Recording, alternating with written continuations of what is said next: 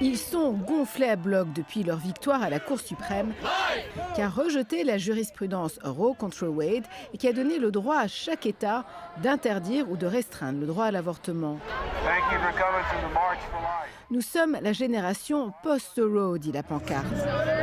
Pour beaucoup ici, la vie du fœtus commence dès la conception. Tout le monde a droit à la vie, dit-elle, et on ne devrait pas enlever ce droit à quelqu'un qui n'a pas de voix. Chaque être humain a une valeur, dit-il, de la conception jusqu'à la mort naturelle. Santa Maria, Madre de Dios. On prie en se targuant de défendre les vraies valeurs de la famille traditionnelle et être en faveur de la vie. Le mot choix ou droit de la femme de disposer de son corps ne font pas partie du discours. J'ai perdu 2 bébés, dit-elle. Pour ces quelques semaines, ils étaient vivants en moi.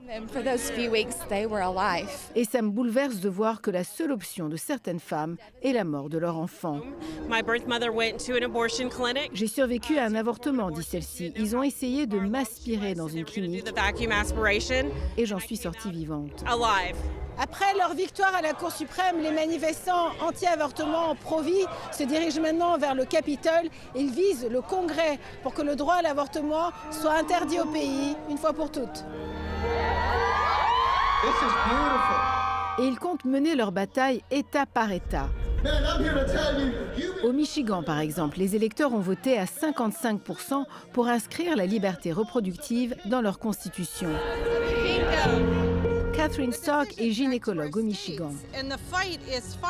La bataille est loin d'être terminée, dit-elle. Elle ne fait que commencer dans les 50 États du pays.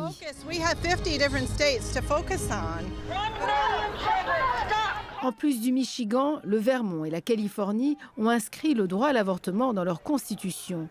Même le très conservateur Kentucky a refusé d'interdire le droit à l'avortement dans sa constitution. Nous avons tué 63 millions d'enfants, dit-il, depuis l'arrêt Roe contre Wade en 1973. Il faut que le Congrès criminalise une fois pour toutes l'avortement. Dimanche, la vice-présidente Kamala Harris livrera un discours en Floride pour marquer l'anniversaire du droit à l'avortement en 1973 depuis la jurisprudence Roe contre Wade. Mais 50 ans plus tard, le pays est toujours aussi divisé sur la question. Ici Azeb Ouedlegorgis, Radio-Canada, Washington.